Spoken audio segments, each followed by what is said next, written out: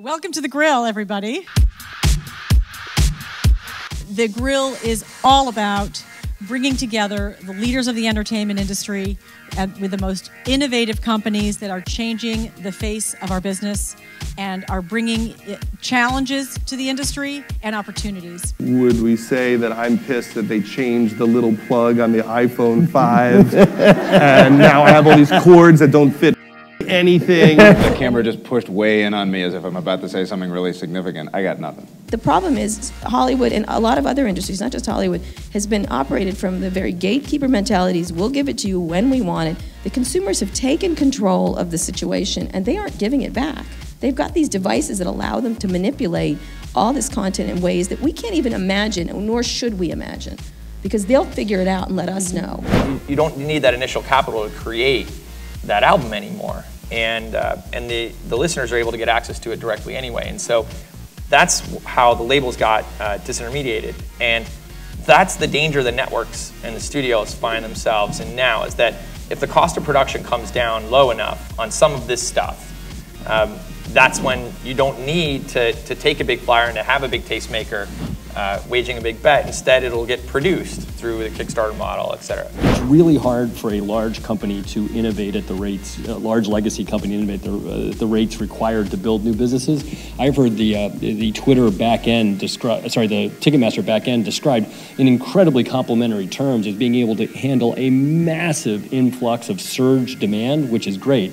But it's by the internal accounts, it's a 20, 30-year-old technology. But really what we're trying to do is just bring quality, must-see TV in the sense of things that we love, that we feel connect to an audience. For some reason, people are generally more obsessed with NBC's brand than they are with our competitors. I looked at it from the point of view of we should be as entertaining and engagement as any kind of network. So if there's Food Network, if there's HGTV, DIY Style, any of these lifestyle programs, why couldn't we be like that, but we could also sell the product? With Ted, there was an aspect of realism that I wanted to this character. I didn't want him to play cartoony. I wanted people to forget that this was an animated character that they were watching. It sounds like a lot, but you know, animation demands that every day. After 10 years of having to put pieces together in my head, because each piece is being produced by a different department and you know, at a different time during the production schedule, you have to kind of be able to puzzle that out in your head at each step of the way. So my brain was luckily conditioned by the animation medium to be able to multitask in the moment. One of the interesting kind of evolutions of our business, a lot of people talk about the DVD to streaming evolution.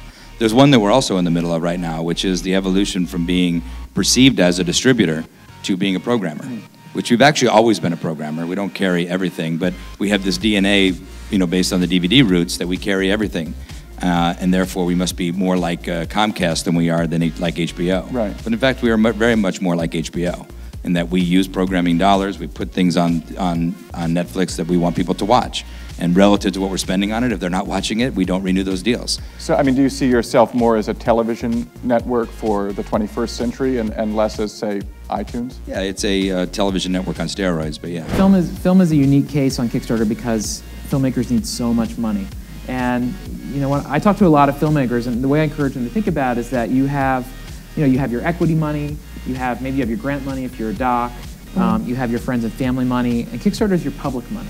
You know, it's a chance to put your idea up, share it to the world, it immediately raises awareness for what you're doing. Suddenly everyone knows about this film that you're making, even if it's 2 years away. What about like the idea of iTunes and everyone's buying singles and people aren't buying albums, and that doesn't seem to be supporting just like the fans. Doesn't support long-range careers. Yeah.